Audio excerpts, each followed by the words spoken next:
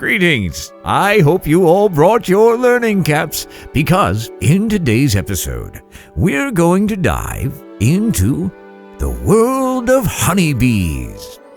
Oh, I suppose I should introduce myself. Where are my manners? I go by many names, but for now, you can just call me Mr. Bear. Now, I'm sure many of you have some questions unrelated to the video.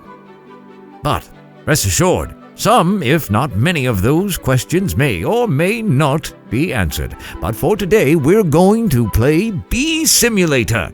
I, your gracious host for this Let's Play, will provide commentary and answer any questions you have related to this game as I walk you through it. And now, without further delay, let's begin this adorable game. And these are the different skins that can be unlocked to customize your bee.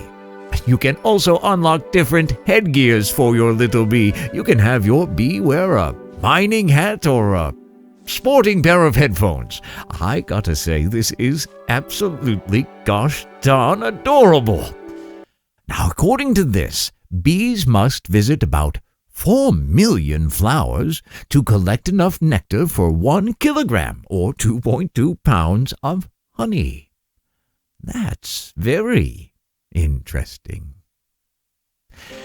Now, you may find it very strange that a sentient stuffed bear is playing the role of a bee in a video game.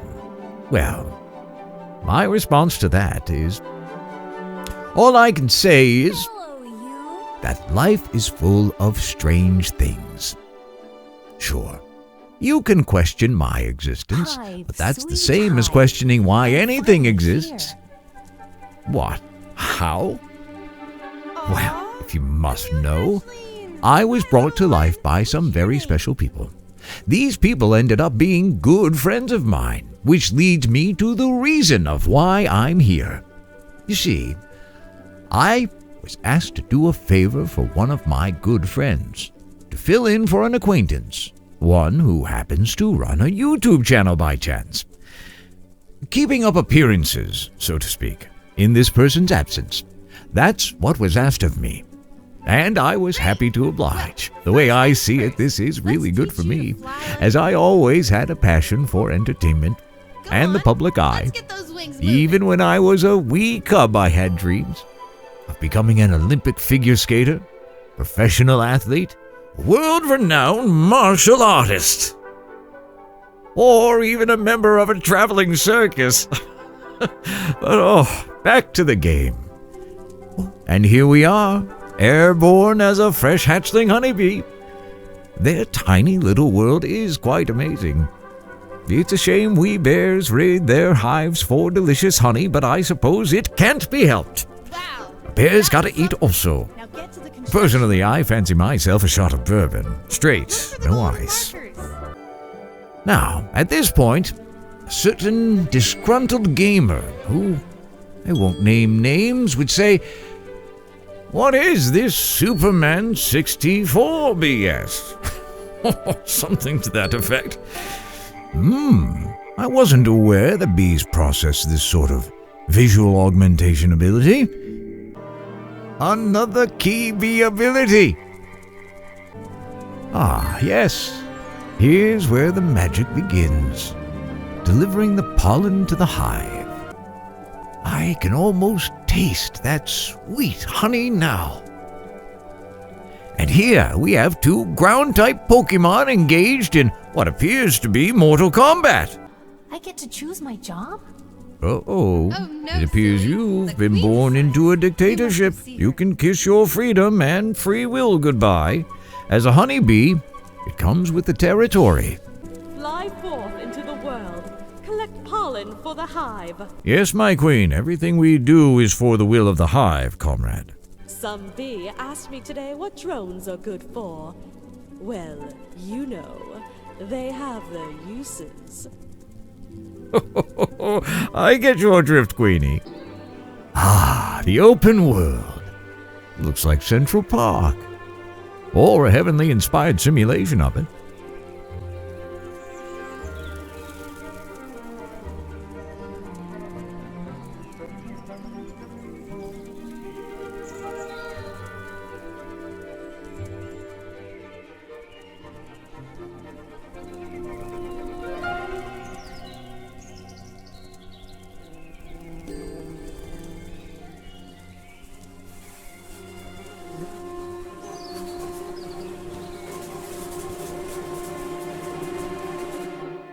Your tiny world is now full of dangers, both big and small. Whoa. However, your purpose remains the same. Careful. Retrieve pollen for the hive.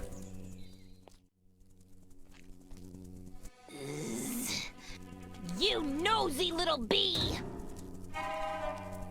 Oh, yeah? We'll see. Oh! It appears I've gotten myself into a sticky situation. While I did choose hard mode for the challenge initially, seeing this particular control scheme for combat has instantly made me regret that decision. It reminds me of that one fight scene from Final Fantasy VIII, where the main character is engaged in combat with a soldier from a rival nation, and they're both dangling from a rope attached to a futuristic flying mech suit. If the combat is just as clunky and unresponsive as anything remotely close to that particular fight scene, then I'm done for.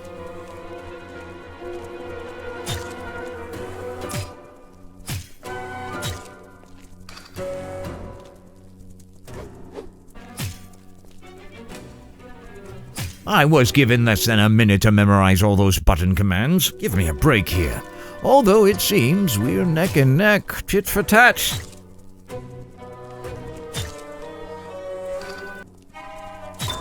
Defeat. I must say, I handled that rather poorly.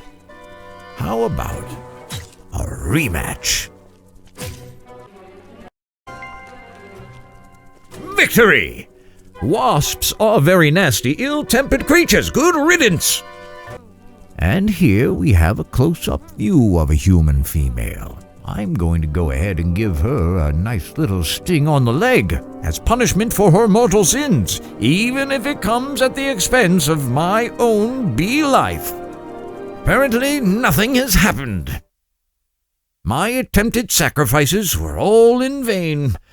I suppose it wasn't in the game's budget to give the NPCs some simulated authentic human reaction. Take note that this game was quite expensive given how much content it actually has. Let's try again. Aha! Ah!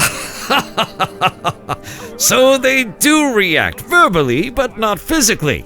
Normally, if something flew up and bit or stung you, the first thing you would have done is swat at the unpleasant intrusion with your hand, which in my case would have led to my swift demise, freeing me from a harsh and empty life of servitude and labor in the process, I might add. At least I can pop balloons. There's gotta be some sort of cathartic bee shenanigans I can indulge in. Wanna race? If you catch me, I'll tell you about the flowers. A bee chase! This will be great fun! Where'd you go? I lost you there. Okay, the controls are a bit harder to navigate once you pick up speed. In particular, while you're trying to go downwards, your bee starts to plummet like a stone. The controls feel like there's a constant breeze pushing against you, making it impossible to fly straight ahead, which I suppose would be realistic for a small bee. At this point, I'm never going to catch up with that other bee. This is quickly becoming increasingly frustrating.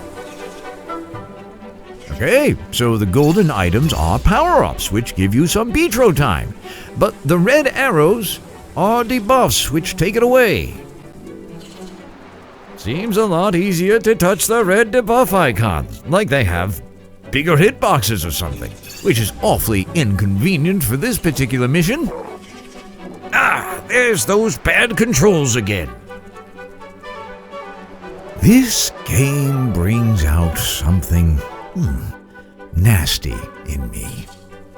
After this, I can absolutely use something to calm me down. Do you know what puts me in a good mood? When my jammies are getting ruffled, a shot of elixir made from the blood of children. You see, it gets this unique taste from harvesting human souls. Yeah, this elixir is a great drink. You can mix it with a glass of bourbon, you can chase it down with a sandwich. Preferably one made with the potato bread variety. What? Harvesting souls? Yes, I think I will cover that in a future cooking episode, where I'll reveal some of my best cooking and drinking recipes. I'll go through the whole process of how to properly capture and extract a perfectly delicious, fresh soul for drink blending. But for now, let's see if we can finish this game. Missed too many circles again. As the previous owner of this channel would say, my rage is building.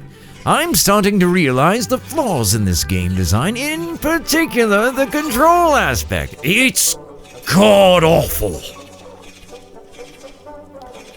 If this is the primary quest, I'm afraid I'll no longer be able to progress with the story.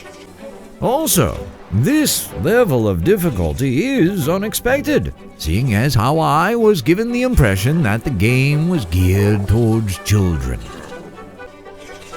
And I think I'll wrap it up here.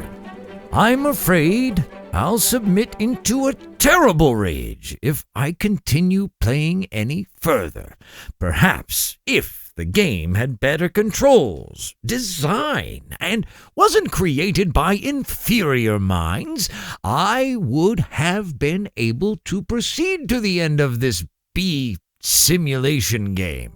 Although the term simulation should be used loosely here, obviously. In any event, that's all for now, folks. Do come back for more content. We've got podcasts and cooking shows and all sorts of exciting things planned. But for now, I bid you all farewell. Take care of yourselves. This has been your host, Mr. Bear, saying goodbye for now.